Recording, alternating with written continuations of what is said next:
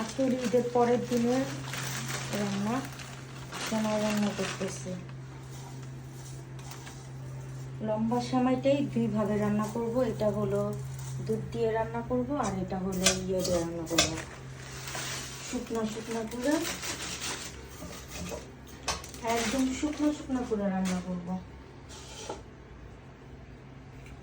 এখনো কিন্তু ঈদের কোথাও যায়নি, ঘুরতে যায়নি, এখনো রান্নাঘরই ছাড়তে পারি নাই আমি।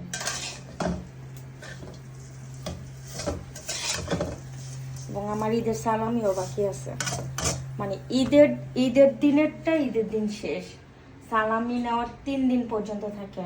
আজকে দ্বিতীয় দিন, আরেকটা জামা পরবো, পরে আবার সালাম করব। এখন যার কাছ থেকে সালামি নিব সে যদি ঈদের ড্রেস পরা না থাকে তাহলে তার তো ঈদ না। একজনের ঈদ হলে তো সে সালামি দিবে না। না, এটা বললে হবে না। কোন রকমের ফাঁকিবাজি চলবে না, ঠিক আছে? এই যে সেমাই রান্না করে খাওয়াচ্ছি, আজকেও ঈদ।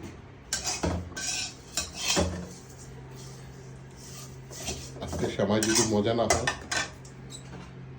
আমি রান্না করতেছি, এটাই তো অনেক কিছু। মজা যদি না হয়, মা কি বলতেছে এইসব কথা। আমি কোনোদিন সেমাই টামাই অত ভালো পারি না, এটা সত্যি কথা। ইউটিউব দেখে যতটুক ইয়া করা যায়, এই যে এইটুক সেমাই দিব, এই যে নারকেল দিব দুধে, নাকি আরো বেশি দিব, নাকি আরো কম দিব? কম। বেশি দিলে ভালো লাগবে না, ছাপা ছাপা লাগবে। এই যে এইটুক না,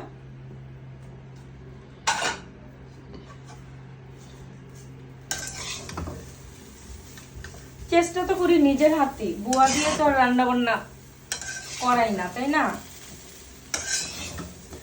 তুমি সালামির এমন কিপটামি করতেছো কি আমি বুঝতেছি না। তুমি এখন খাবারের মজা নিয়ে ধরতেছো, যে মজা না হইলে সালামি দিবা না। কুরবানির ঈদের সময় কুরবানির গরু তো কুরবানির দিনে কাটা হয়, এটা কি দিন কাটা হয়? এইটা রোজার ঈদ। এক গরু? নো, রোজার ঈদ। কুরবানি তো কুরবানির পরের দিনও গরু কাটে। একই গরু তো আর কাটা হয় না। না, এটা রোজার ঈদ, এটা কুরবানি ঈদ বললেও তুমি কুরবানির সাথে কম্পেয়ার করলে তো হবে না। এক গরুরে বারবার কাটবা, এটা তো ঠিক না, বারবার না। 3 দিন ঈদ থাকে, 3 দিন সালামি দিতে হবে। একদিন তাহলে বেশি করে সালামি দিয়া দিতা, তাইলে তো আমি 3 দিন নিতাম না।